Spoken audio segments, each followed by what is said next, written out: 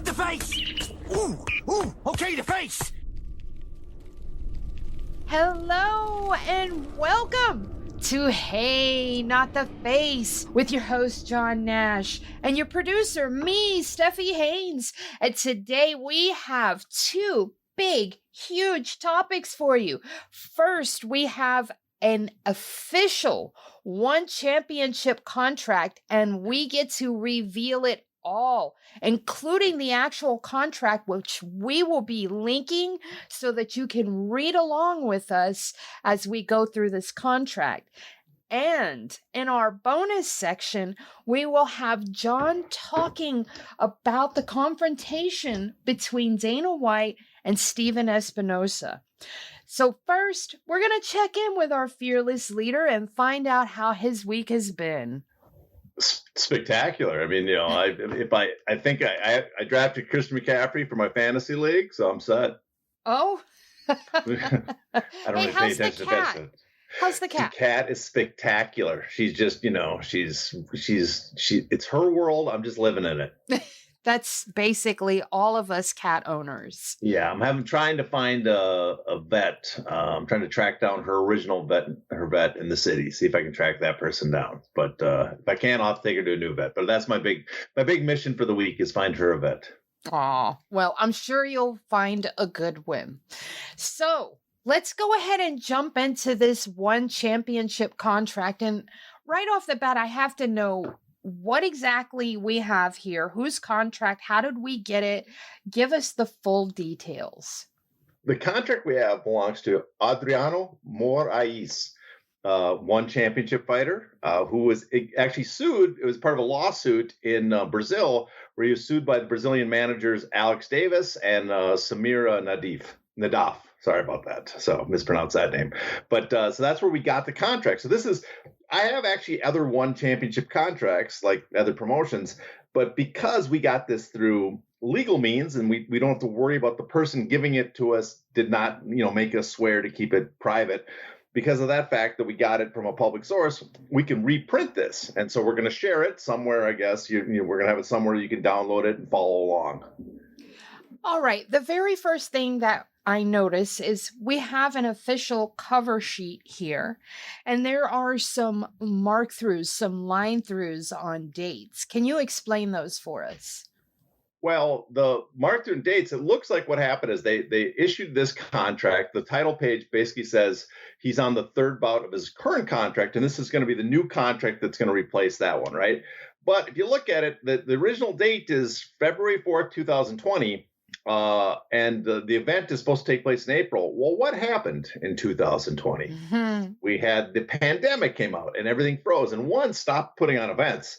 And so what it looks like is they offered them this contract. They basically froze the agreement and everything froze during the first year of the pandemic. And then they reissued it. They redelivered this contract to them with a spot from initialized. So it kicks into the next year.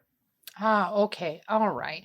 So we have that all squared away and how we got the contract. So let's jump into the next part. What is different? What is the same about this contract and those of the UFC, Bellator, PFL? Well, a lot of the very similar stuff in all those contracts. We've gone over all the other promotions contracts already. People probably are aware now that there's kind of a similar thing that the contract gives them the right to put on events involving the fighter. It makes the fighter exclusive to that promotion. It lays out details, what's expected of you, how many fights you're going to get, where you're going to get paid, the rights the promotion has, the right that the fighter has, defines the terms. All these things are the same in all these contracts. So it contains a lot of the same boilerplate material. In fact, if you look down that opening, if you go to the first page of the contract, the actual first page of the contract, which I think is third page of the document, you'll look and you start seeing it talks about whereas, what is the contract, then it goes under definitions, interpretations, and it's just, all the stuff to basically lay out the basic part of the contract, who it covers, what the clauses mean, all those things. And so in that sense, it's very similar. But what we're going to go through is we're going to kind of focus, since we've covered a lot of those details in the other ones, we're going to look at the spots that are kind of unique to one, what's eye-catching, and also what, maybe could be, might have be up for interpretation. what is different about the promotional rights and what looks similar?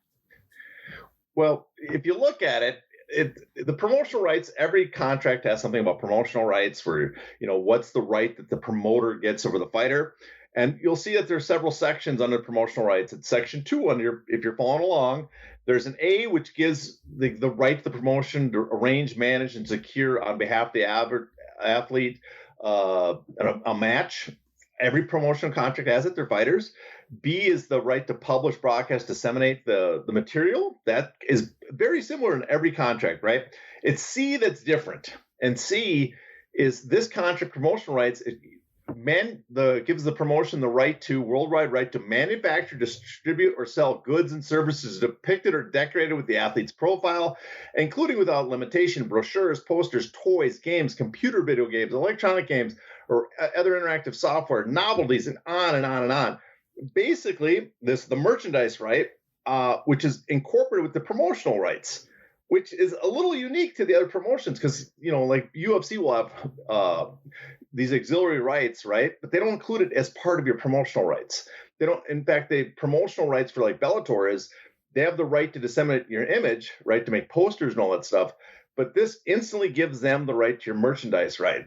And what's also interesting, these auxiliary rights and merchandise rights granted in favor of the company shall, for the avoidance of doubt, survive the death of the athlete and shall be binding upon successors, heirs, and personal representatives. In other words, they're perpetual even beyond the death of the athlete. So we are talking in perpetuity. In perpetuity.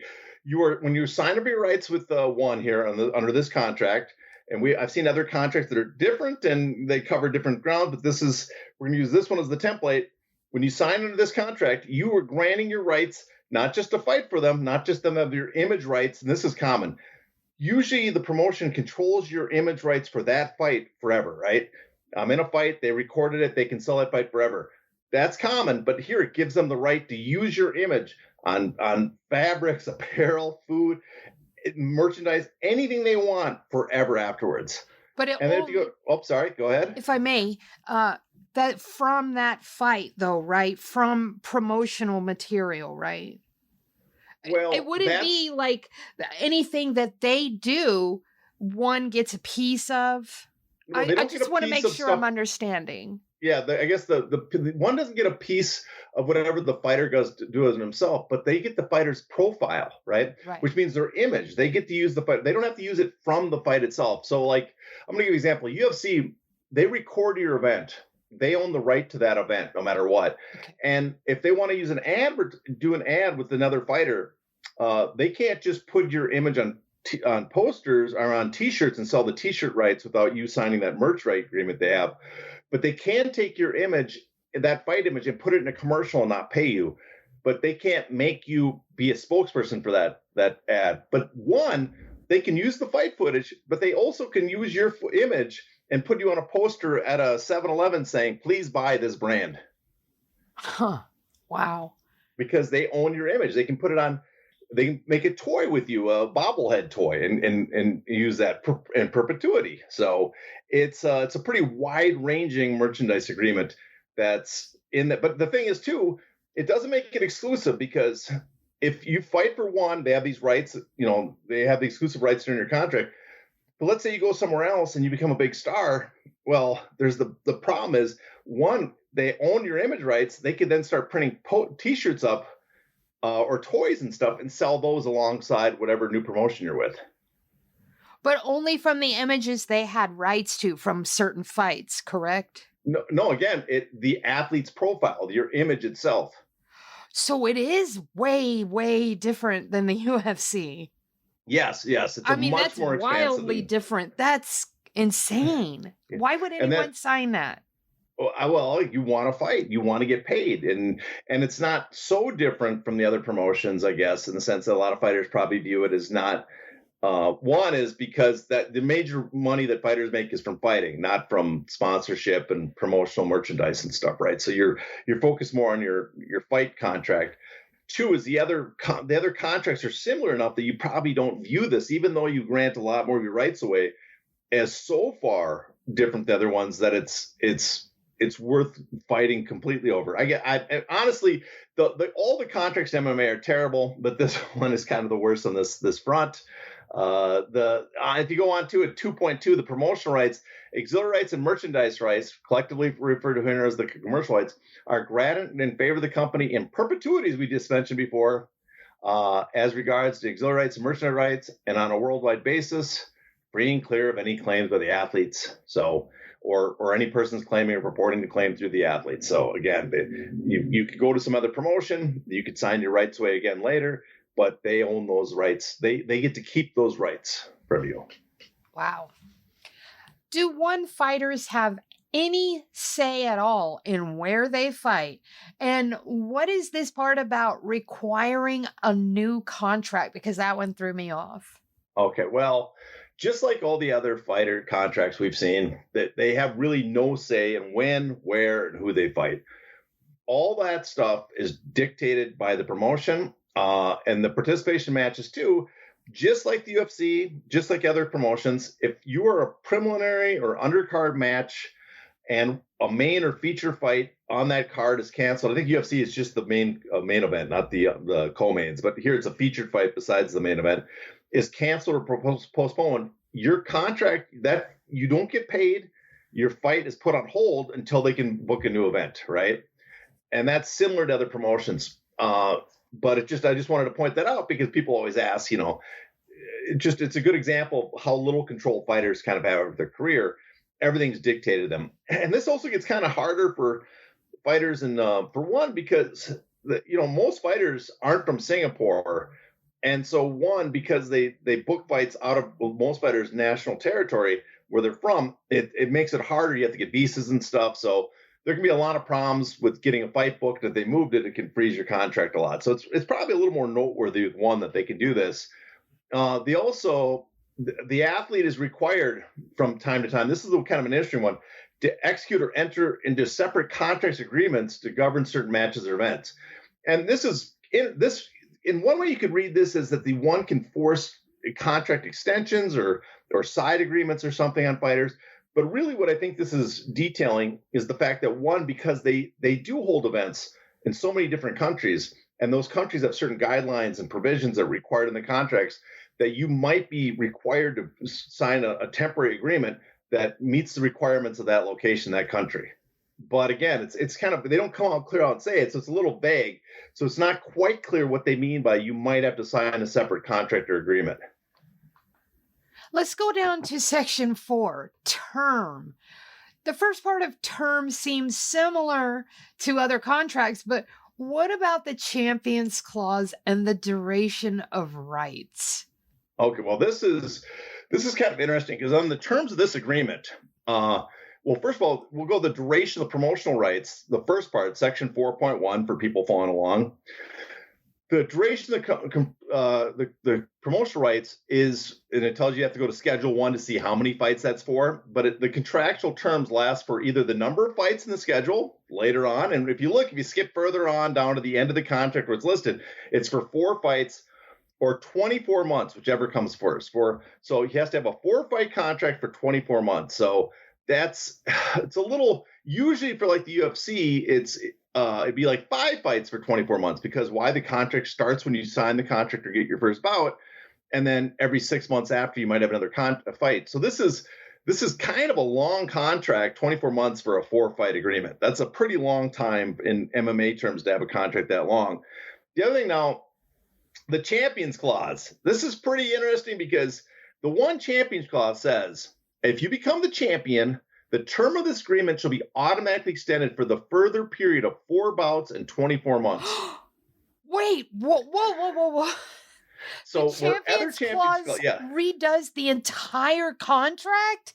Well, what it does, yes, he has a 4-fight agreement. If he becomes a champion, it adds 4 bouts and 24 months to his agreement. So where other championship clause say 3 bouts and 12 months, this is an extra bout, an extra 12 months. And on top of that, it doesn't apply at the end of the contract if you're still the champ. It's just if you win it, suddenly your contract's been extended. In his case, his contract, so this is kind of terrible for fighters because let's say in the second fight of this contract, you win the championship, right? Mm-hmm.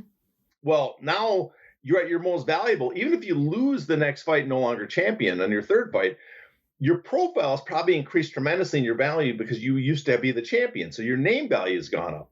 But now instead of negotiating after that fourth fight, you have 4 more fights after that before you can get a new contract, or at least they could make you fight that out before you could fight out and try the market.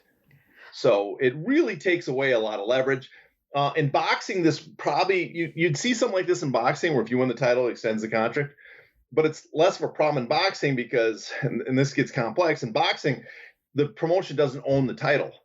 And so there's a leverage the fighter has by being, because he owns the title himself, and he can hold that against the promoter, where in this case, the promotion owns the title, the promotion very well. Think of it this way. You win the championship, right? They extend your contract 4 fights. You do not want to fight and defend that title until they increase your contract. They strip you of the title. You still probably have those extensions. There's nothing that says they won't extend the contract still. Wow. Tell me the reasons that they can extend the contract and how long they can extend it outside of the things you mentioned. Because I see stuff here, injuries, things like that. So give me the lowdown on that.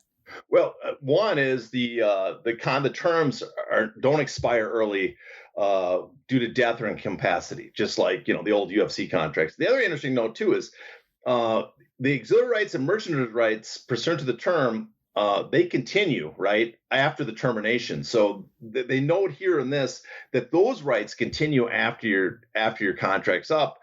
The other things they can do is they can extend the contract if you refuse to participate in an offered match. Other promotions have that. We've seen that basically before in all MMA. It's not like some boxing contracts have it that we have to offer you we have to make a fair offer, or we have to offer you a couple fights and then you get to choose which one you want. And this, like most MMA offers, they offer you a fight. You choose if they can extend the contract. They can, in this agreement, instead of the UFC 6 months, it's either the longer of getting you a new date or 120 days, which is only 4 months, but I mean, it really doesn't matter if it's the longer of the two, right? The athlete also, it says they can extend it. They have a thing if you're injured, just like the UFC and Bellator and one, they can do an injury. They can extend the contract for as long as your injury. If you refuse to take a fight, they can extend the contract. So there's basically all the provisions that the other ones have. And so there's also, what's interesting, these terms, there's no sunset that you've seen in the UFC recently. There's no official end date if you turn the fights down. There's no, UFC's gotten rid of this, but there's also no maximum number of declinations, which is declining fights. They can apparently keep extending the contract if you turn down fights. Wow. Let's talk about the general obligations of the fighter, of the athlete. Go through that for us.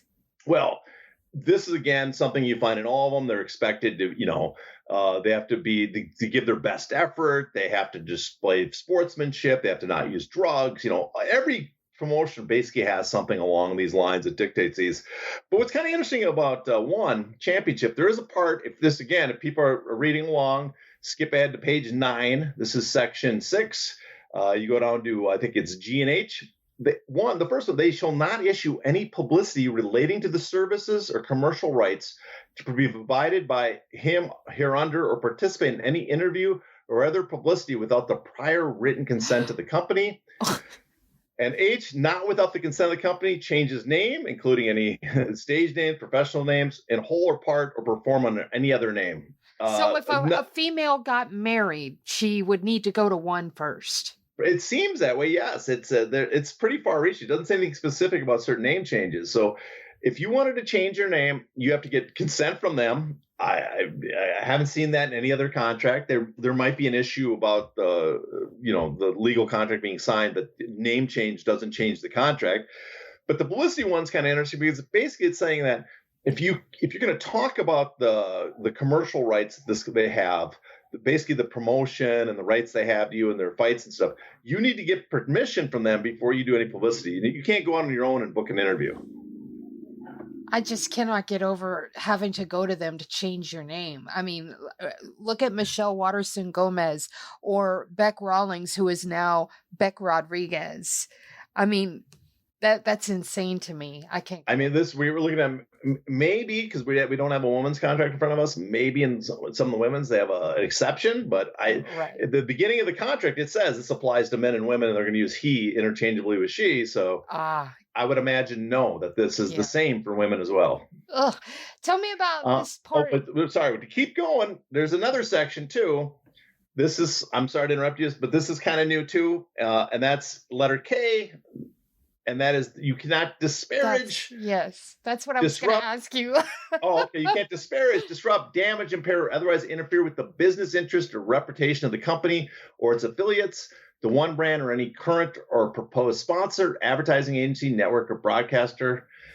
You cannot commission, publish, disseminate, or otherwise involve with any advertising or publicity material which may contain inaccurate, obscene, indecent, threatening, offensive, defamatory, torturous, or illegal languages or material, or which will infringe on any intellectual property of any third party. Now, Bellator, all of them have something similar to this about their sponsors, but they don't have it about this company and their business, right? So if this is a little stronger than them, then in fact, you can't disparage or make comments apparently about one or their networks and stuff, where in Bellator, UFC and stuff, it's limited. You can't say anything that damages the relationship with the sponsor. In other words, you can't do anything to interrupt their money, but it doesn't have a disparage comment. And we're going to come back to disparage in the future about how long lasting this is. But we'll wait till we get to another segment. Okay. I want to go to segment 10, injury or retirement. Now, what happens if a fighter gets injured or retires?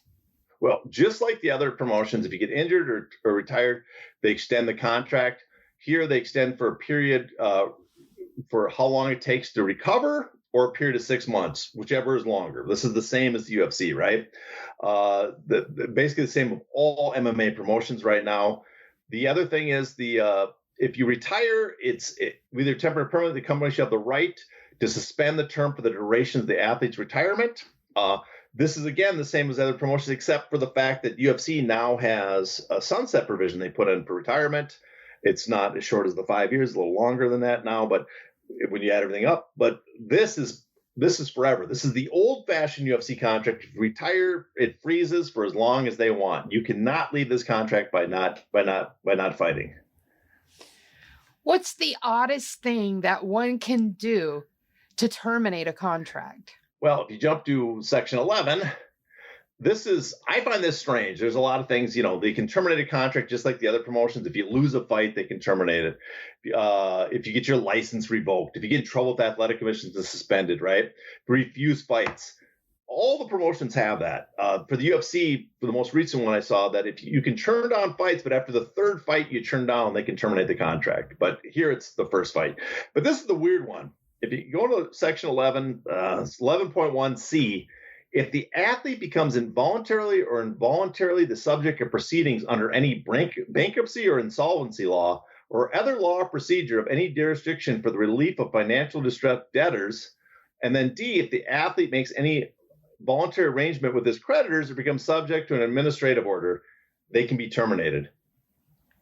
I have just never seen that in a contract. Okay. If the athlete makes any voluntary arrangement with his creditors or becomes subject to an administration order. What? I'm guessing it's that he becomes an agreement with his creditors that they get his paycheck or his purse. So garnishment, garnishment. It garnishes wages. They declare bankruptcy or something. If they go under bankruptcy, I just do not know why. Wow, because typically two entities are able to garnish your wages, and that's the IRS and student loans. That's when you default on your student loans, they can garnish your wages. When you default on your taxes, when you don't file your taxes, when you cheat your taxes, whatever. If you make an arrangement or an agreement or whatever, they can also garnish your wages there. I don't know any other entities that can do that. So this is insane. Yeah, I just don't follow. I mean, maybe in Singapore there's other entities, like if you owe money to a bank, they can take it for other loans and stuff. I'm not sure. but I just hadn't seen that another one. And it's a weird thing that they can terminate you if you declare bankruptcy, because I mean, I don't know what the reasoning is behind it. I just don't know why that's a concern of theirs if their LLC independent contractor fighters end up having to declare bankruptcy. Wow. I don't get it either. Let's talk about exclusive negotiating periods, rights to match. Do we have any of that here?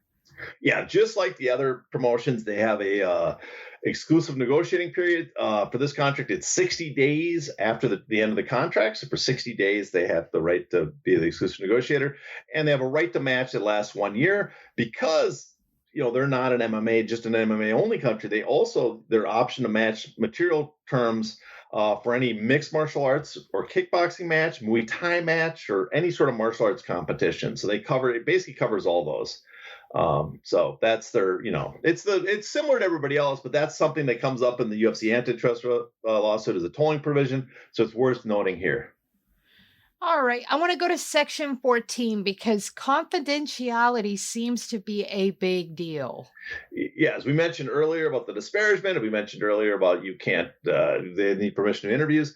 Here it says section 14.1. The athlete shall be treated as confidentially not disclosed to any information which relates to the existence and provisions of this agreement and any agreement entered into pursuant to this agreement, the negotiations related to this agreement, and each of the companies and the company's affiliates' proprietary information. So we have confidentiality clause somewhat in the UFC and Bellator that you're not supposed to discuss the contract, but this lays it out a little stronger,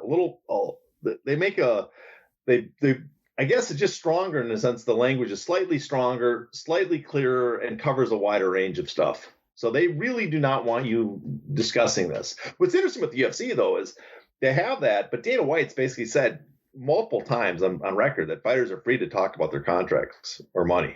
And so that would overrule the contract. I don't think I've ever heard Chatri say that. Yeah, I don't think so either. Yeah. And then if you go further down in that section, it says the athlete shall take all reasonable steps to minimize the risk of disclosure of confidential information by ensuring that only those of the athlete's affiliates whose duties will require them to possess any such information shall have access thereto, and that they shall be instructed to treat them as confidential. So they come out here clear cut and say that not only you're not supposed to disclose, but it's the fighter's responsibility to take the extra steps to not disclose to anybody but basically like their manager or an attorney. And again, one seems to be going a step above and beyond to make sure stuff is not disclosed about their contracts. Let's go to section 22, continuing effect of agreement. We talked about part of the contract being in perpetuity. It seems like more of it is in perpetuity. Can you explain? Yes. Well, the continuing effect of the agreement is the certain provisions, right? That the clauses of these nature are intended to continue past the termination of the term. So in other words, they last the end of your contract goes for 4 fights or 24 months, and it goes 4 fights or 24 months, and then it terminates. But the contract, a lot of the provisions extend, including, which is interesting, is that section 6 where you have disparagement, right? So you cannot disparage the company going forward. So the effects of the agreement are they continue to have your merchandise right, they continue to have perpetuity on those, but certain provisions like the disparagement and certain information, you have to honor those going forward in perpetuity because they survive the termination of the term. Quick question. Yes. By what you just explained to me, let's say Ben Askren decides to talk shit about Chatri, whatever. Would that apply there? Well, if he was under this agreement, yes, probably there would be some sort of he'd be violating the agreement. I don't know what they could do since he's in the U.S., but I know looking at older contracts, they're not quite the same. Certain provisions were much worse in older contracts for them. Especially for the low-level guys coming in, there's certain provisions that just seem like these contracts go on forever. But a lot of these rights issues, I think, have been added in more recent years. So I don't think he would have a lot of this stuff in his. But if, let's say it did, technically, theoretically, he could not talk shit about one. He couldn't reveal stuff about him because that would be in violation of that clause 6 would still be would still be going under this contract. Wow. How about Section 32, governing law and jurisdiction? Because it looks like they might have an arbitration clause here. Yeah, exactly. Well, first, the agreement is governed in accordance with the laws of Singapore. So you got to, if you have a lawsuit where, the UFC, famously, it's under Nevada law, you have to show up in Nevada to contest it. But here they also say you also are taking every complaint, every sort of disagreement with the company, you have to take it to arbitration, the arbitration rules of the Singapore International Arbitration Center. I imagine, considering Singapore is how well known it is to be pro-business, I got a feeling it's not going to be a very pro-worker type arbitration court. But you have to, instead of challenging them in court, you are required to go to arbitration first to settle any differences. And that sets up the same problem we have with the UFC arbitration clause, but this might even be a step worse for fighters because it takes place in Singapore. So not only do you have the Singapore court, which probably is more pro-corporate, I'm guessing, but you also have the expense of having to go to a Singapore court. Ugh. Benefits. I'm not hearing any. Are there any? Well, if we go on, and the benefits I'm sure you're talking about are the benefits like the per diems and the room and board, stuff like that. If you go on, there's a section tagged on the end, and that is Schedule 1. And that schedule is the additional stuff that I guess applies to this individual fighter instead of all fighters that sign the contract. And if you look at it, you can see his prize win. He gets $100,000 to show, U.S. dollars, not Singapore, $100,000 to win. He also, it also says that this is where the number of matches are for, but he gets some benefits. Now, the way it's wrote into the schedule makes me assume that these sort of agreements this is extended on an individual fighter basis, that not every fighter gets this. Not like Bellator and the UFC where they have a generic, you get 2 flights, $60 a day or whatever. And this one, the fighter will receive 1 round trip economy class, and a cornerman will receive 1 round trip economy class, and they'll share a twin bedroom. So, and they'll get 40 Singapore dollars per diem for meals, right? Per day per person. Well, that's about $30 US. So about half what Bellator or the UFC pay per diem. I think actually Bellator might be up to $80 or something, but a lot less than them per diem. What's interesting too, this is a champions agreement, right? This is an agreement where he was fighting for the title and was going to be the champion. And yet there's no benefit bonus when holding the belt if he gets if he wins the championship. So like where other contracts will give you extra cornermen for title fights or being the champion, extra tickets in a room, that doesn't appear here. You don't get that with this. It's the same number. And also it's worth noting from their for events outside the athlete's home base city. So if you're fighting in your hometown, it seems like this implies that you will not get a room, not get tickets, and not get a per diem. And so maybe that's what they do with a lot of their shows. They book local people, and those people do not get tickets or flights. Wow. Okay, I have to ask you about this because this stuck out to me. $40 Singapore dollars per day per person, or 3 daily meals provided by the organizer. This next part, whether the athlete receives the per diem or 3 daily meals is at the discretion of the organizer? Yes, yeah. So you might not even get it. Well, yeah, yes. But the other thing too is if they have a hotel that provides free meals or whatever, they're probably going to use that instead of giving you the per diem. The UFC actually has a similar clause. They instead of a per diem, they can also offer, I can't remember the exact wording, but if you're in a place where they can provide the meals for you, they don't have to offer you a per diem. But yeah, it's they get to choose if you want, which would suck if they're giving you terrible meals at a terrible hotel. If you're stuck taking those 3 per diem. Which would suck as an athlete if you're stuck eating buffet food when you're cutting weight. Yeah, that would be terrible. That'd be terrible. Listen, it's athletes are not important to the sport. They do not make the sport go. What makes it go are the acronyms, the letters that we come to watch. We do not. The fighters are not important at all. All right, let's talk about 3 fights in a year and what one is responsible for and all that good shit. Okay, well, this is the last part. We go down to the last page, or the second last. There's a signature page after this, but the last page of the schedule addendum to the contract. And then people look here, you can see too that if he's the champion, he'll receive $250,000 US, not the Singapore per diem money, US dollars. But this part really caught my eye. Beginning from the effective date until the expiration or pre-termination of the term, the company shall offer the athlete participant in 2 matches per consecutive 12-month period. So 2 things caught me about that. One is within a 12-month period, they have to offer you 2 fights, right? That's not the 3 fights a year that we're always told about in MMA, but that's a pretty long time. And I guess because they have 24 months, it's, a 24-month contract that explains it. But think, they can offer you a fight and then wait 11 months before offering you the second fight. And if you can't take it because of the date, whatever, then they could extend the contract. So that really that's a long time to be waiting around for your fight, I imagine, in the fight business, right?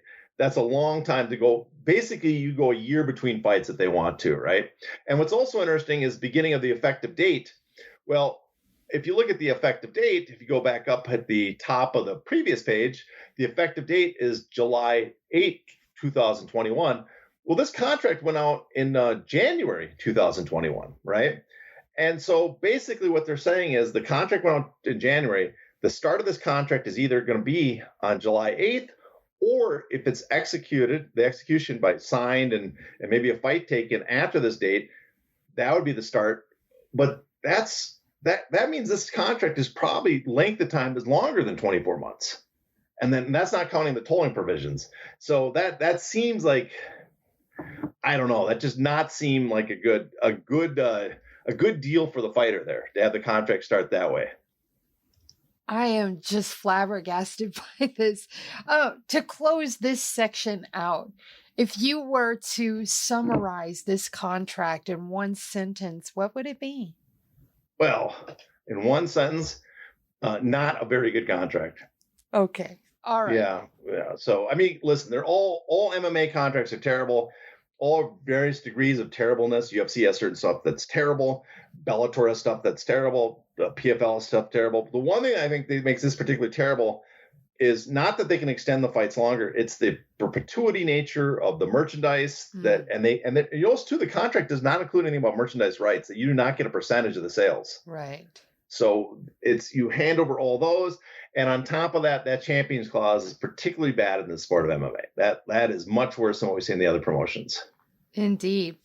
All right, folks, that's going to wrap up our free portion. If you are a paid subscriber, stick around. We are going to dive right into the very salacious social media back and forth between Steven Espinosa of Showtime Boxing and Dana White of the UFC.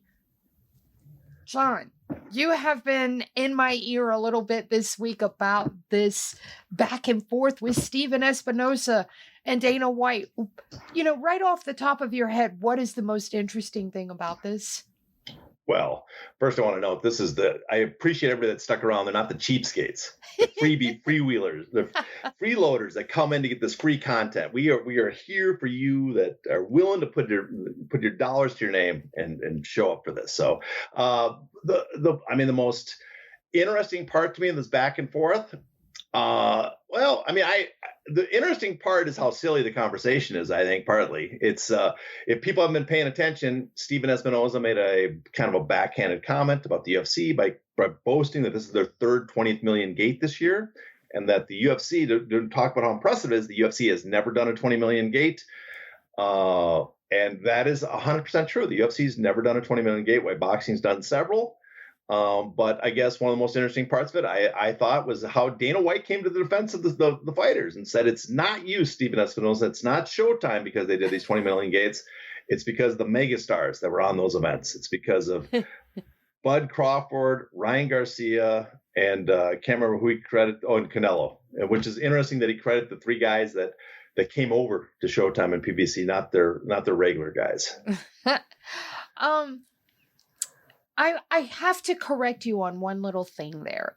It Go ahead. wasn't Steven Espinosa that started that. It was actually Dana White. And what happened was he was at Contender Series. They asked him what he thought of the rumors that Showtime Boxing was closing down.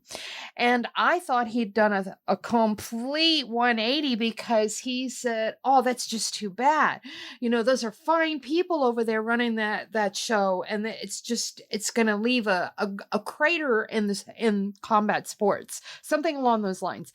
And then he cracks a smile. He's like, y'all know I'm bullshitting, right? He goes, fuck that guy. Fuck that guy. He's a piece of shit. He's a scumbag. The word that came to mind was scumbag. He said he was a scumbag, this and that it couldn't have happened to a better promotion. You know, he went in first. Steven Espinosa replied. That was his response. So it wasn't actually Steven just out of the blue taking pot shots. It was Dana. Oh, well, see, that would go. I never watched the Contender Series. I have no interest in that. I don't either. I just happened to catch that video clip because what's his name? Jedi Goodman. Yeah. He tweeted out the video clip, so I happened to check it out. And that's how it all got started. Well, I stand corrected. Look at that. It's all right because the way Dana responded was just, that was a chef's kiss right there because he shot himself in the foot and didn't even know it. That's Dana. That goes. But what's interesting, I think about that, I love that he pointed out how the megastars are responsible, right? But you notice he gives credit to the boxing megastars, but they specifically in the lawsuit and a bunch of other places and interviews, it's always the UFC that does stuff, not the fighters. Even though you can kind of follow we can map out the events, what the revenue is. You can see a big difference when a Conor McGregor or a John Jones or a Ronda Rousey are event and someone else. So obviously the fighters have an impact, but the UFC is not quick to credit them. Part of the reason they don't want to credit them is because they don't want investors thinking they need these fighters. They also probably don't want to credit them because they're in the middle of a lawsuit where they claim that the fighters don't deserve a higher percentage of the wage share. Ugh. All right. Why does boxing draw such big gates? Well, that's actually an interesting question. I mean, it's hard to say for sure. One reason might be that the boxing fans are older, more established. You get these big whales, the gambling guys around the world that go and spend more. That could be a reason. And also because it's a more established sport, you get more celebrities. So it's kind of a celebrity thing. But I don't think that fully explains it. I think part of it is, and the UFC's been experimenting with this, they're not running as many events, right? And so they're contracting the number of events. And so they're making a higher demand for their events, and their gates have been going up. And we've seen gates going up a lot this year because they're restricting the demand, because UFC sells basically every UFC show is the same. So if you can give people an alternative, it weakens the value of those tickets. But for boxing, because there's so many shows and because boxing doesn't have a brand, it has the boxers themselves, big shows are the shows that people want to go to. And also because of boxing, the sanction organizations, the number of promotions, the UFC, there's no buildup to major fights. I mean, the biggest fights I can think of, like Conor McGregor versus Khabib, why was that a big fight? Because Conor left to fight Mayweather. Khabib won the title, and there was a delay to see them come back together, right? John Jones is now a much bigger draw because he left for a while. And if I would think Ngannou would be massive. Why? Because there's been this kind of this buildup because the two are identified as the two best heavyweights right now. We haven't seen them fight. In boxing, you have this buildup because the best guys like Spence and Crawford, they don't meet each other right when they rise to the high in the rankings. Like the UFC goes, you're the next guy, fight them. It takes a while, and then there's a buildup and an anticipation. I think that adds to the ticket. That's why I think boxing does such big gates. But UFC is catching up, and I think they're kind of learning to do that. Maybe not withhold the fight so long because that gives leverage to the fighters, but by creating scarcity by having limited amount of big fights or big events, limiting how many tickets are available. That way, if you want to see a show live, there's fewer events. You have to bid up the price. Canelo versus Charlo, the ticket prices ran from $300 to $7,000. So I can see how they did a $20 million gate. The UFC for the John Jones Stipe Miocic fight, the lowest price ticket in the nosebleeds. I mean, I'm talking all the way in the nosebleeds. We're talking back row nosebleeds. $771, and the top end of the tickets is $15,898. I think it's just under $16,000. So by that notion, I'm going to ask you, can the UFC draw a $20 million gate?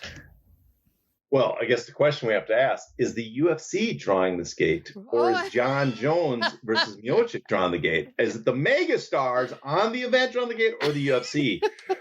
I'm going to guess it might be the mega stars, the mega draws on it, that this big fight is, because they don't sell tickets for every event. Otherwise, they would sell tickets for that price at every event, wouldn't they? Mm-hmm. So, yes, I do think this UFC event, 295, John Jones versus the former heavyweight champion and considered basically the best UFC champion ever by maybe not at best at any moment, but the best for career-wise. Miocic is I think it'll set the gate record for the UFC, and it's going to do over 20. The prices are set for it to do well over a $20 million gate. I don't know if it sells out, because that price, it might not sell out, but I think it does. I bet you if they break the record, a good chance they break the record, good chance they do over $20 million gate. I wonder if anybody in the media there will ask Dana White about his earlier comments, who to credit on this. The other question, if the fighters are to take credit for this, right? If it's Jones and Miocic, well, then the next question is, what percentage of those ticket sales have they have gotten? Yeah.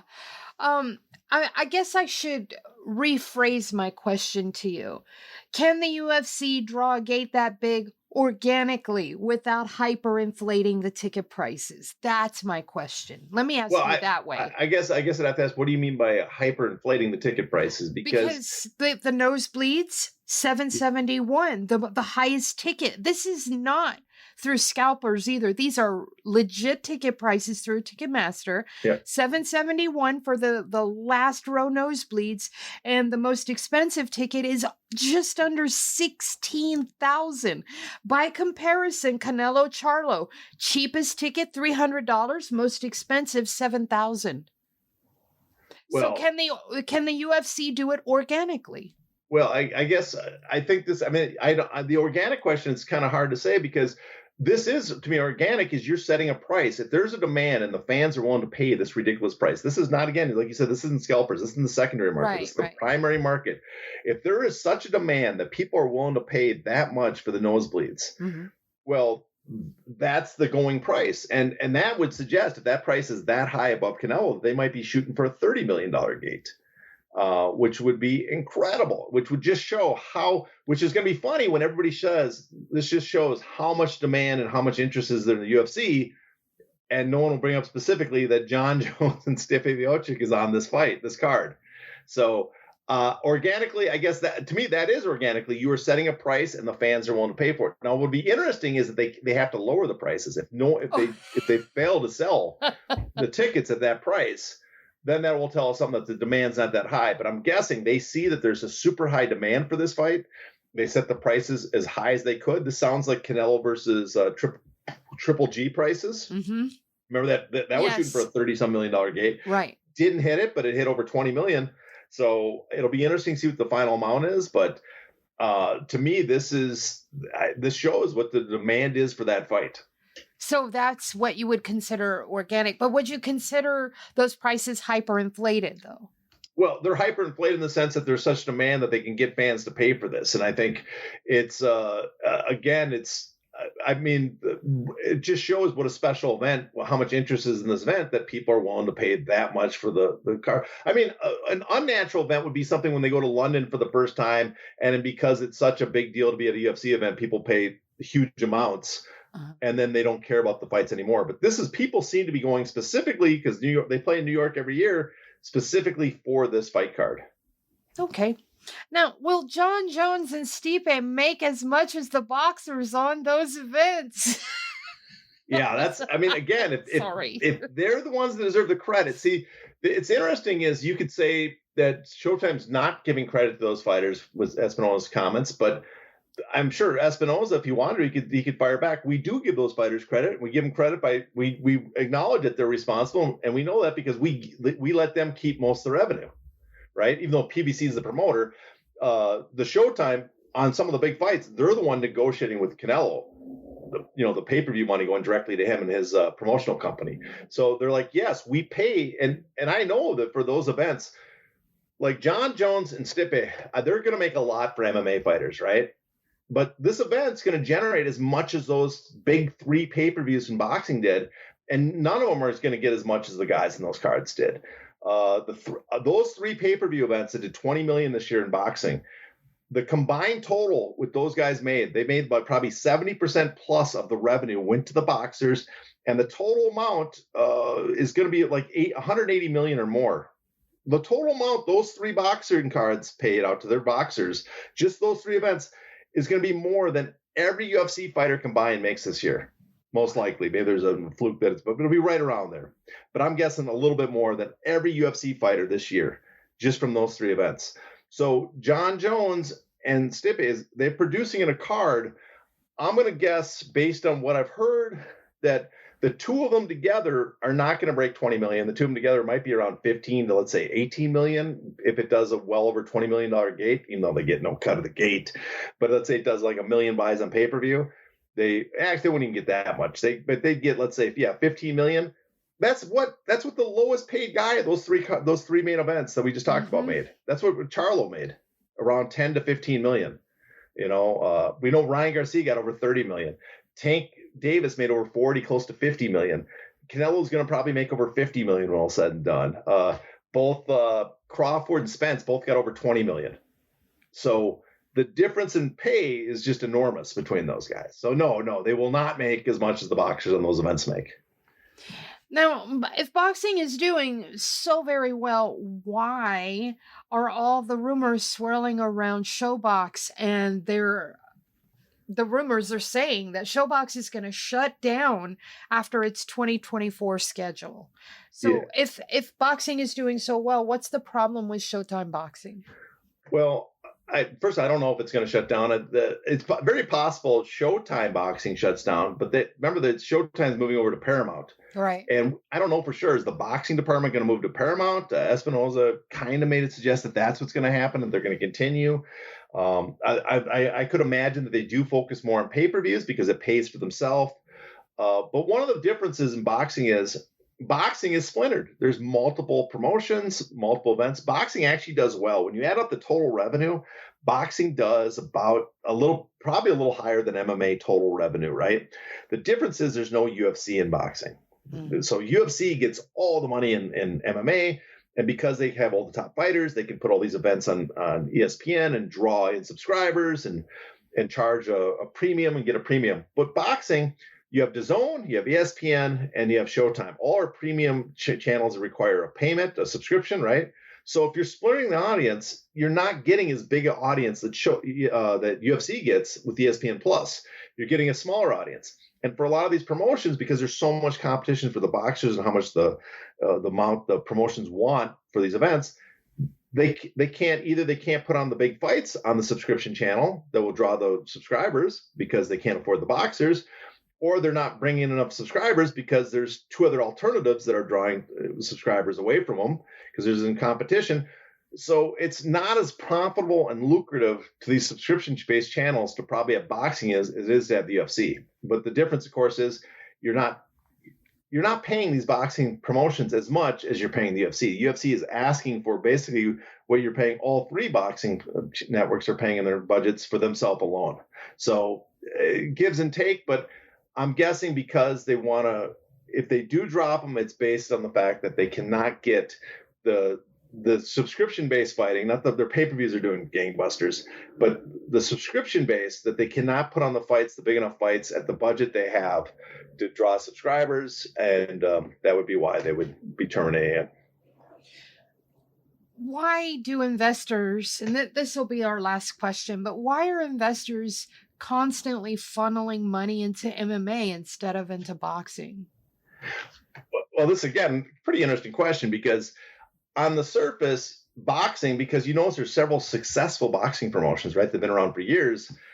would seem like the better bet than MMA, where there's only one successful promotion. But the problem is in boxing, because there's a competition, because they make small margins, no one wants to put money into promotions, really. They want this private equity, these private investors, they want to put money into like ONE and PFL, because they can imagine, they can be sold on the fact that we will be like the UFC and have these gigantic margins. People look at the UFC, the business model, where they make over $1 billion and their margins are, their EBITDA margins are over 50%, like 60%, just absurd numbers for the EBITDA margins, right? They look at that, we want that. And then you look over to boxing promotion, like we don't want 10%, we want this 50%. We want these massive returns. And so we're going to take a risk and put money into ONE and PFL in the hopes that they become kind of a junior UFC and we get those returns.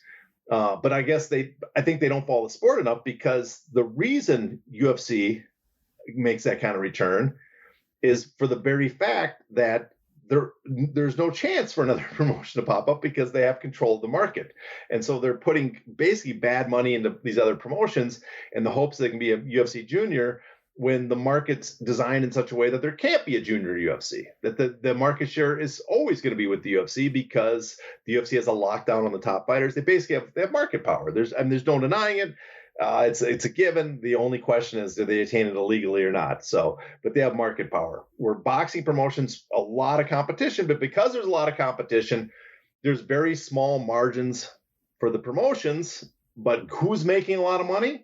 The boxers, because there's a lot of competition. So the reason boxing promoters don't make a lot of money is because they have to pay boxers a lot of money.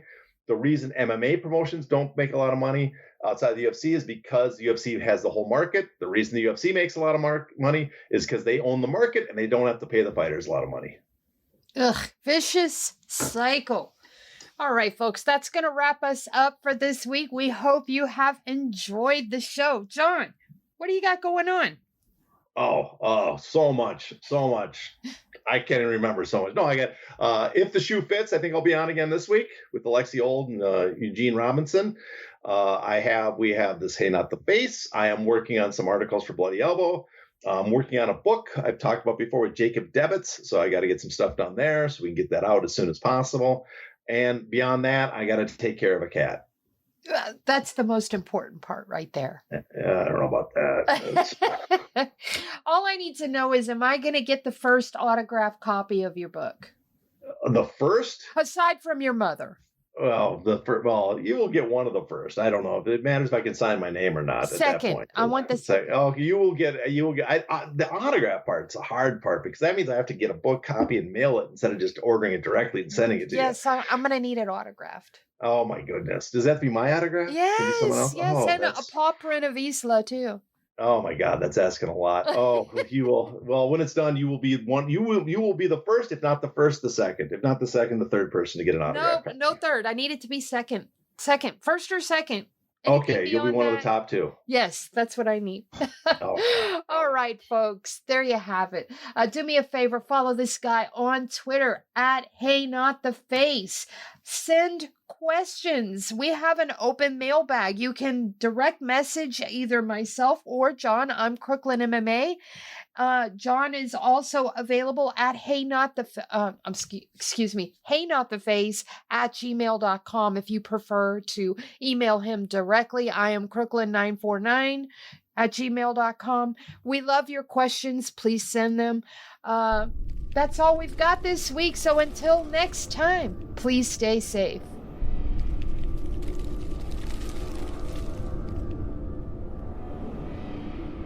Not in the face!